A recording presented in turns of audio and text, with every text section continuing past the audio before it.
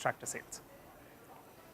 Well, Nigel, it's an interesting piece that you've put out. I just want to ask Devina the same thing. There are concerns about El Nino. There are concerns about heat wave as well. You've seen some bit of traction in the white goods stocks, Devina. The likes of Voltas doing good despite weak numbers. This week we saw a big move in Whirlpool as well. Any thoughts on the white goods space? Anything that you like and you've been a buyer there? We might hold one or two stocks, but that's not been an area. Of course, it's a relatively small sector also, so it's not something we focused on a lot. And this weather bit, one will need to think about. Of course, it's hard enough being an expert in the. You're supposed to be an expert in, and to try to be an expert in weather or something is another dimension altogether. So, especially at a time like this, right? Devina, I don't know what's happening in Dubai, but in Bombay, at least every other month is a weather change, right? You don't even know what season it is anymore. But, I mean, jokes apart, anything else that you like in this market? I know it's very difficult to find alpha now with this market all over the place, so much volatility. But any spaces, any pockets that interest you now? Right. So, of course, ours is a very diversified portfolio. So we do manage to create some alpha. I was looking at our small case, for instance. I think roughly about maybe 15, 16 months, market is down 4-5%. We are up to 3%. So not, obviously not up 20%, but still that's a reasonable alpha. Right now, in our last rebalance, one sector we've added a bit back on is IT services.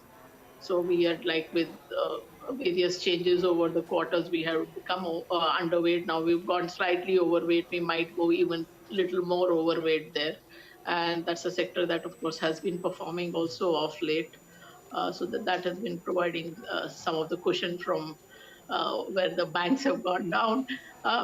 So that is one. Another, we added a couple of pharma names also. Capital goods, industrial machinery, I've spoken about earlier on your channel also. That is something almost a year and a half ago we went overweight. And while we have booked some profits since, we would still remain overweight, especially relative. The index, it's not such a big weight. So we still continue to hold many of those stocks.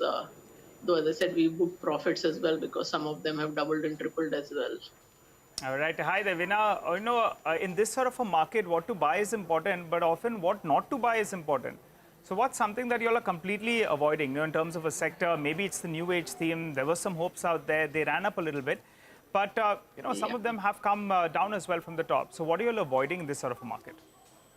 Yeah, so the so-called quote-unquote new age stocks we haven't yet kind of dabbled in. Yes, they have been going up and down, but we are still watching that. So that oil, energy-related stocks where we had something earlier, I think those we would be underweight now. So odd sectors like that.